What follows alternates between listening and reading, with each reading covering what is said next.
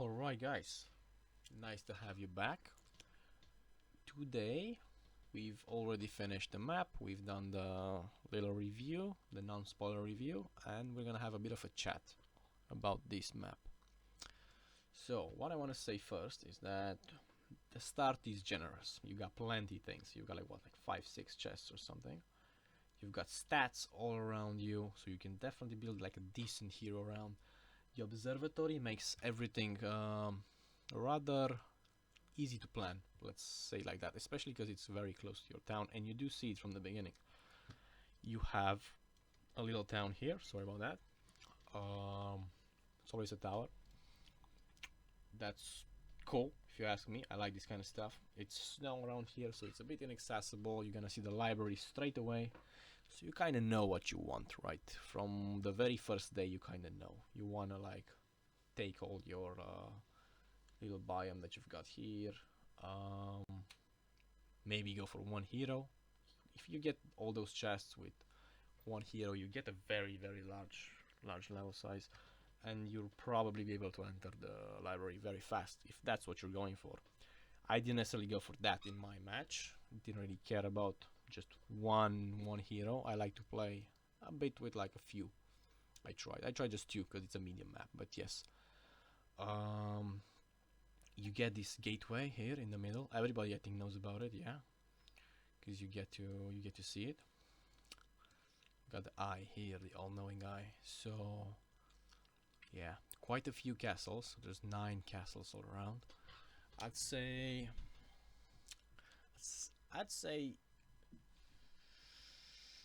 it's not an easy map, right? It's a balanced map. So if you know what you're doing, you're gonna win. Yeah, there's no like secrets. There's nothing much that the AI can do and like snatch a victory from your hands. Unless maybe, I don't know, maybe Blue gets some insane luck on the sea. I'm not sure. He can't even go to the sea like straight up. I'm not sure exactly. He may have to summon a boat. I don't know where the boat is, to be frank, but I know the AI had a boat, so you can definitely get a boat. Yeah, another bit about this is what I want to say. If you play red, you're probably not going to be playing the sea because it's very far out. You end up seeing this gate in the middle with the gold mine, and you're like, what's in there? You already have a castle here and the library, so this is kind of the area you kind of want to go to. The tower as a secondary city is pretty damn good. The library, the mage guild is powerful. The rampart is also nice, but yeah, nothing crazy.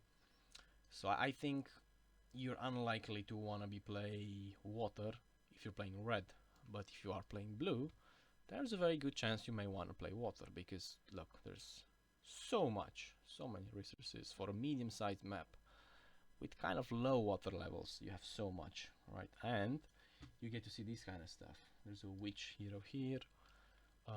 It's from one of the quests around here. You get this area, which I didn't even know about. Yeah, this area leads you to this box over here.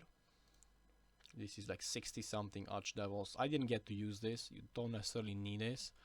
I guess if you're playing a bit of a slower paced way, you may end up be perfectly capable to beat like 65 devils and find these eventually, I suppose. I personally was not able. I didn't really need it, to be fair. I just kind of finished the map.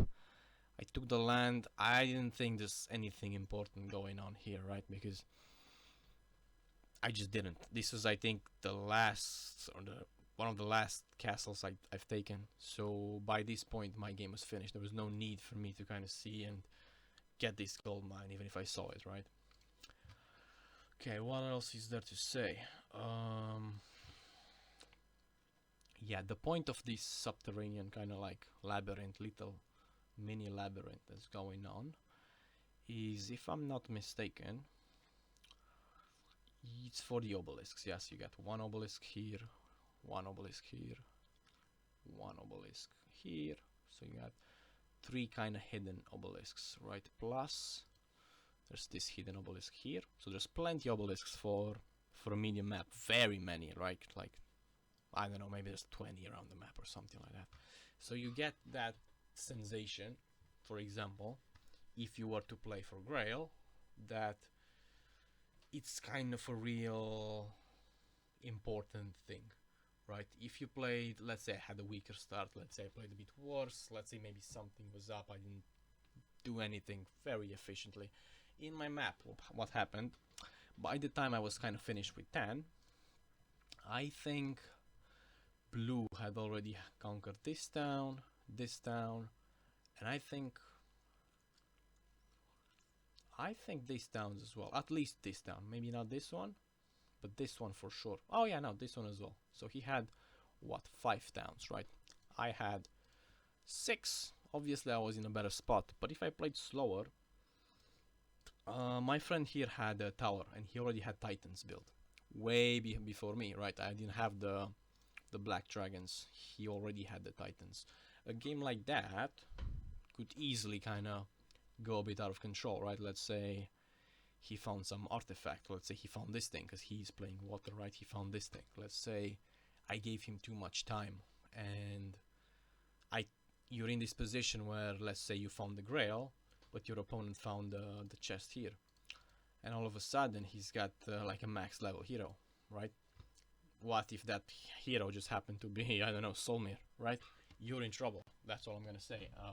No matter how good of a player you are, if you kind of slacked a bit in the beginning, or if you didn't necessarily play something extremely efficient, maybe you played some fun start. Maybe you played, I don't know, you want to play Griffins. You chose Castle, and you're like, yeah, I'm never really using Griffins, but they seem such a cool unit. Why not go for a little power stack of Griffins? Obviously, you're not gonna be as efficient as starting as Valeska, for example, or maybe all sorts of options like that. So it can definitely get challenging. There's plenty terrains, so you can play this map many ways, right? It's a medium. You can, for example, go for an artillery kind of guy if you want to play early. At the same time, if you want to play for a strong hero, you can actually do that. If you play just kind of one hero and focus on that one hero, there are quite a few artifacts around here. So we got artifacts here. We have, stuff around here. There's plenty of artifacts around the map. There's the market. You've got this one here. There's definitely, you can definitely get some strong heroes, despite the fact that it's a medium map, right? It feels really cool, the fact that you can see each area is separated, right? So you can kind of feel it. By the time you kind of get here, you kind of know. You're like, okay, we got a town here, we got a town here, we got a town here, right? And you come here and you're like, okay, obviously there's a town here, obviously there's a town here, obviously you know there's a town here, because you've seen the terrain change, right? So you're kind of feeling it already, which is cool. It's really cool. The fact that this game on a medium map managed to kind of cramp in, what is it, 9 cities, I believe. For me, that's really cool, because each town seems like it has a purpose, right? Like, you got this little town here, which is a bit of an annoying snow that you need to kind of cross and conquer, and it's got good objectives. You got a rampart. It feels like they weren't just put in place just to have towns. They feel right. They all have their, like, areas and everything. If you want to play this map really quick, you can absolutely do that, because it's very easy for you to come straight here. You know about the gate, so you come straight to the gate, and then you're gonna realize that your opponent is right here, and you can't really go wrong, because if you go up, you're gonna find your opponent. If you're gonna go down, you're gonna find your opponent. The only way you can go wrong is by going through this portal. So you gotta, like, even if you're not scouting, you'll have like a 3 out of 4 chances to meet straight with your opponent, straight by just following this gate, right?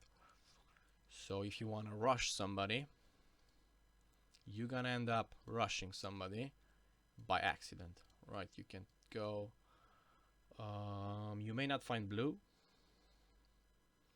that quickly because he's all the way here, and you're kind of feeling, I'm not sure, maybe he's here, maybe he's here. This, I thought, for example, that this would be his starting location for a while in my play. Then I did kind of realize it's not, because he didn't take out these bad boys for like weeks. So I'm like, surely he's not. But you get what I'm saying. The cartographer. Okay, that's interesting. It's a good hint, actually. I should have kind of picked up on that. There's, what's this? Find the Grail. It's your only hope. Why is that? I don't understand. They're acting a little bit like this guy can really destroy you, but he's just a castle, just like yours. It's nothing really. Yeah, there's nothing really crazy about that. It's very versatile, this map, so you can play any town. Also, you can play any color. As I said, if you enable tan from the options, I think you could play tan as well, and I don't see anything wrong with that. Like, tan is just a bit of a different start. It's not stronger. He has nothing, you know. It's just a bit of a different start. Not even that different, frankly speaking. Okay. What else I wanted to say? Yeah, you are kind of pushed a little bit towards the gate. You find it very early into the game, and then if you go on this portal, you're gonna end up here. So the map is kind of hinting on you going underground. If you want to go for Grail, if you want to take it slow, there's options for you. All right, if you happen to play blue, then I think a good way to go about it would try to like summon a boat somehow. There must be a boat here to summon, or I'm not sure what's up. Does the summon boat just summon a random boat, or because from what I know, it should be a pre-existing boat. Thing is, I've seen the AI have a boat, so I guess you can get that too. Yeah, if you're getting the boat quick, you can have access to this area quick, which I would say is a better area than, for example, this area, because you've got the artifacts here, you've got some nice dwellings, which actually you do in all of them. Yeah, maybe it's not that different, but all I'm saying is, if you go water, you'll find this town quick. There's so many things on water, right? Boom, boom, boom, boom, boom. So many resources to get. Artifacts, cartographers, whatever. You're gonna end up finding these, right? This is gonna be for you if you're playing slow. Let's say you just got these three and you're not really focusing on winning straight away. You kind of want to build up a little bit, right? This is perfect. This gives you all the important artifacts of the map, right? There are some artifacts other than that, like there's artifact 3 here and artifact 2, but those are the big ones. I'd say 433, yeah, plus the Shackles of War and the Sea Captain's Hat and the 25k XP. If you have a strong enough hero to get that, frankly, honestly, you won't care how much army the other opponent managed to get. If you have a strong hero, maxed levels, with some good artifacts, you're just gonna win, right? Now, as I said, maybe the other guy went for the Grail, and that changes things a little bit, right? But you can understand what I'm saying here. Yeah, that's about it. So if you're blue, I guess playing around the water would be kind of cool. If you're playing red,